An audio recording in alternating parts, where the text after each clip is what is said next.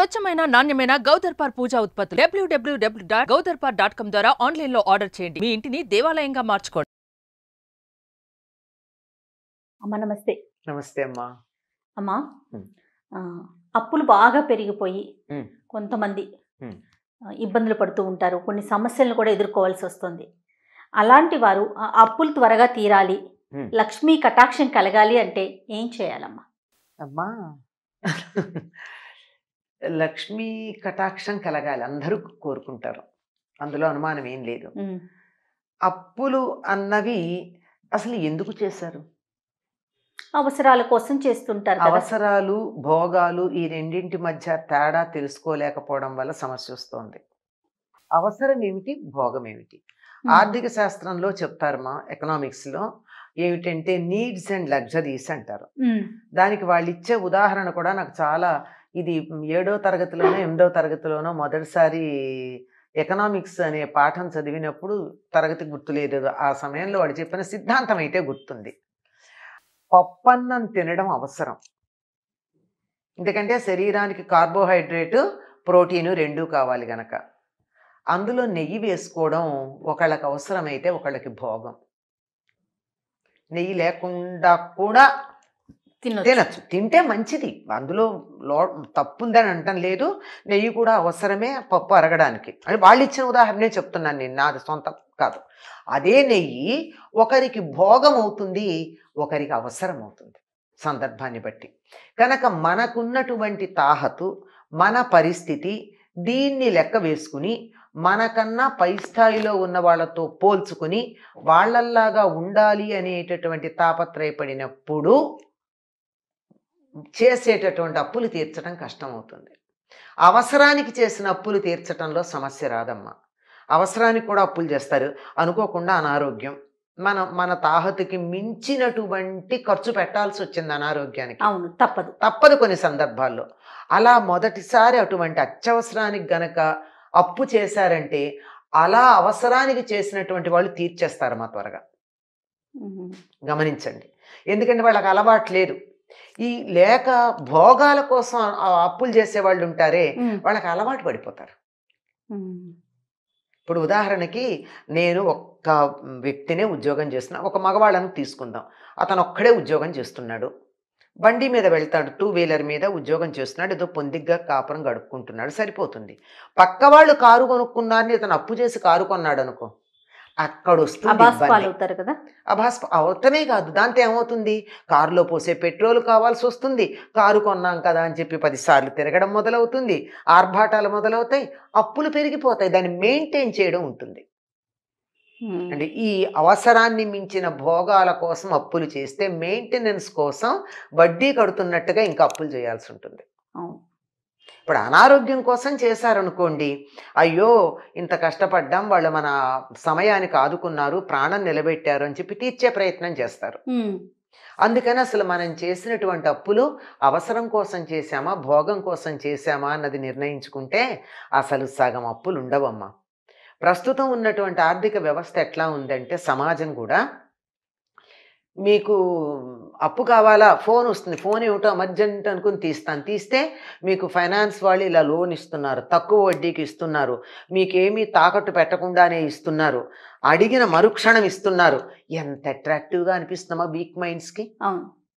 ఆ జాలంలో ఇరుక్కుపోవటల్లా వీళ్ళకి అవసరమే లేదు. కార్ లోన్ కావాలా, హౌస్ లోన్ కావాలా, అసలు ఏదీ లేకుండా మీకు 5 లక్షలు అప్పిస్తామని చెప్పి మనకి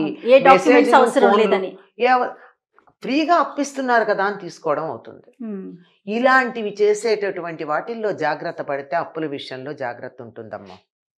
తర్వాత ఇంకోటి ఏమిటంటే, అప్పు అన్నది ఒకసారి అంటూ ఉన్నాక ఏదో కారణంగా చేస్తాం, తప్పదు.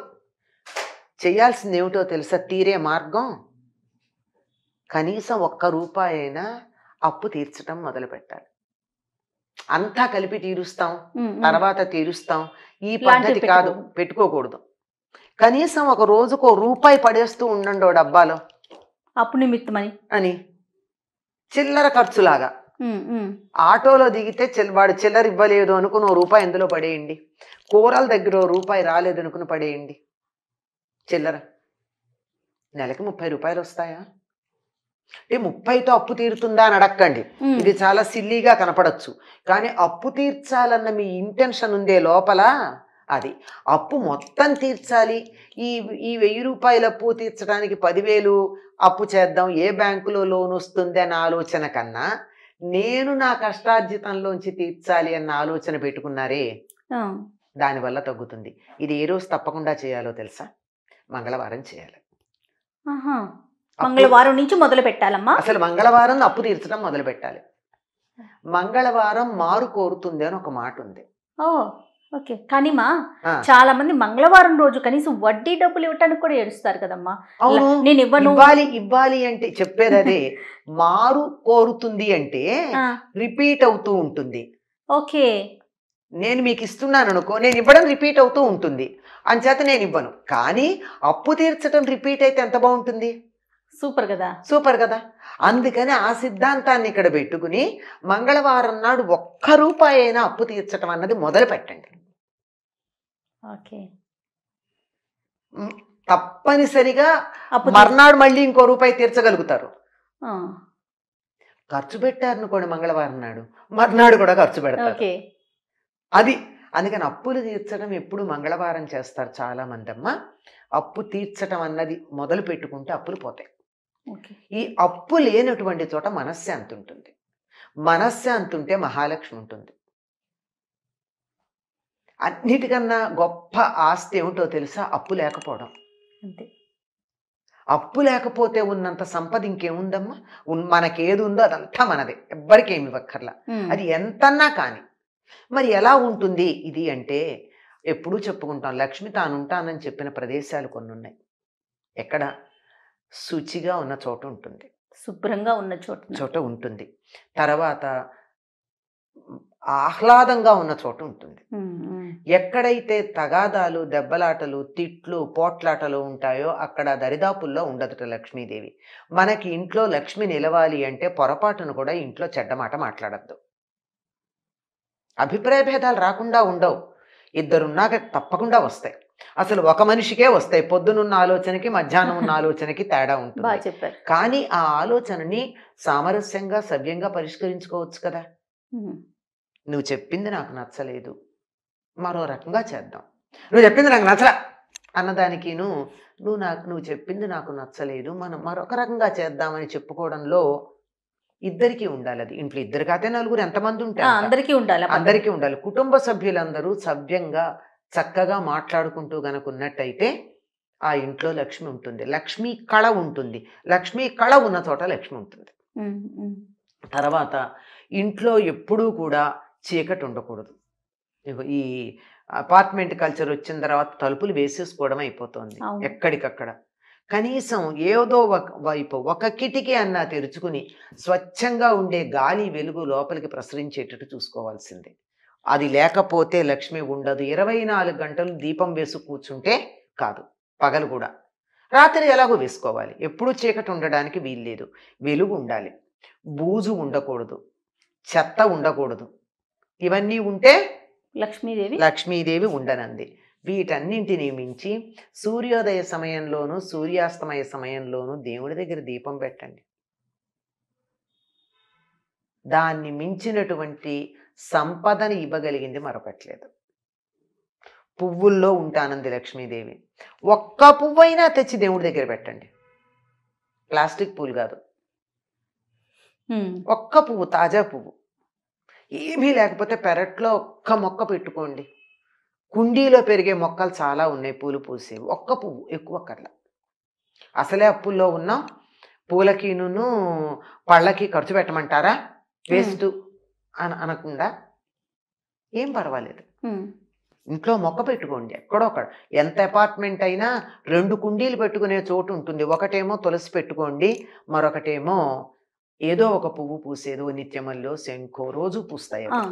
ఈ ఋతువు ఆ ఋతువు అని లేక ఒక్క పువ్వు అయినా పెట్టండి దేవుడికి.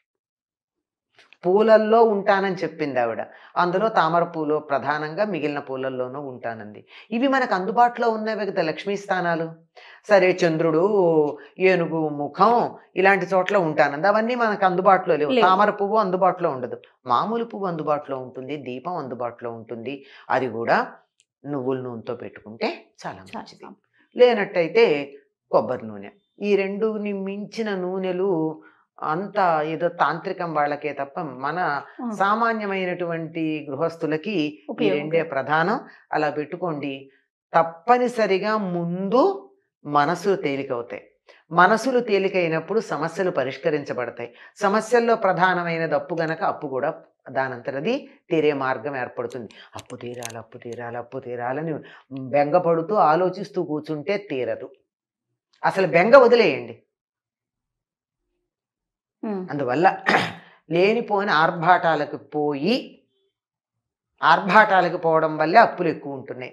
ఆర్భాటాలకు పోవడం కాక కనీసం 3 వంతులు నేను పెట్టుకోగలను అన్నప్పుడే ఒక వస్తువు కొనుక్కోండి. మిగిలిన 4వ వంతే అప్పు చేస్తే 3 వంతులు సంపాదించిన వాళ్ళు 4వ వంతు ఎంతసేపట్లో తీర్చగలుగుతారు? కష్టం కాదు కదా.